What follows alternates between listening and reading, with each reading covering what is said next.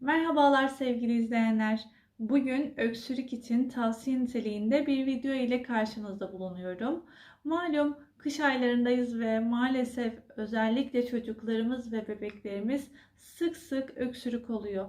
Haliyle her seferinde de ilaç ya da antibiyotik de kullanmak istemiyoruz ve benim gibi saldırıyoruz doğal yöntemlere.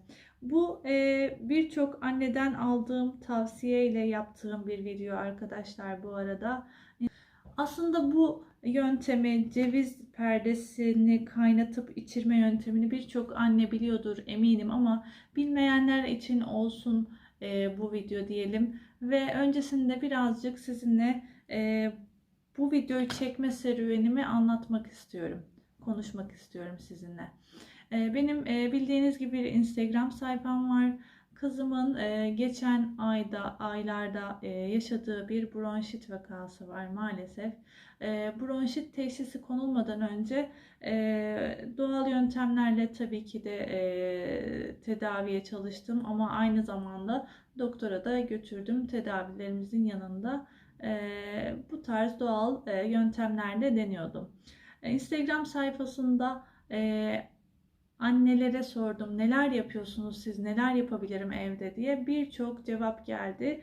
Bu cevap da birçok annenin verdiği yöntemlerden bir tanesiydi. Birazdan sizinle bunu paylaşacağım, yapım aşamalarını.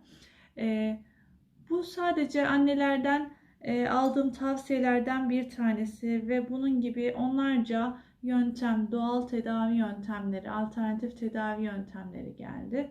Onları da sizinle ayrı bir videoda paylaşmak istiyorum nasip olursa. Şimdilik sadece ceviz perdesiyle öksürüğü kesme yöntemini anlatacağım sevgili arkadaşlar. Dediğim gibi bu doktor önerisi değildir, bir reçete değildir.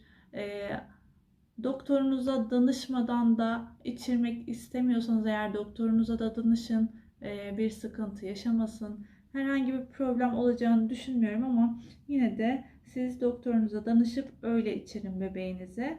Şimdi öksürüğü şıp diye kesen ceviz perdesi çayını sizinle paylaşacağım. Öncelikle kırılmamış ceviz aldım. Cevizi kırdım ve ortasında çıkan şu arada yenmeyen kabukları, perde deniyor buna. Perdeleri ayıklıyorum.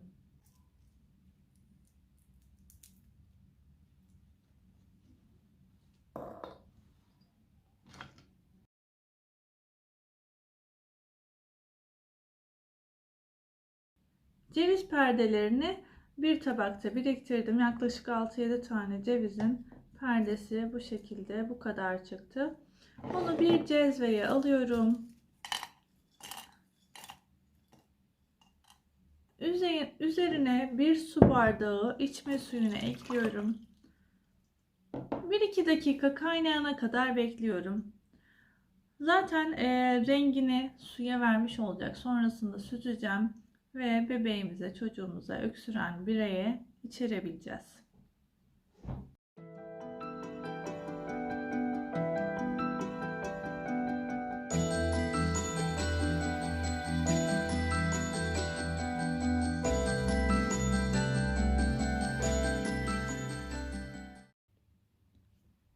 Öksürük çayımız hazır.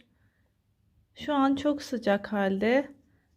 Bebeğiniz eğer 1 yaşından büyükse içerisine bal atarak da tatlandırabilirsiniz. Eğer 1 yaşından küçükse bal kullanmıyoruz. Bu da bir dipnot olsun. Ilayınca artık öksüren kişiye, çocuk ya da yetişkin fark etmez, kullanabilirsiniz. Sağlıklı günler diliyorum. Hoşça kalın.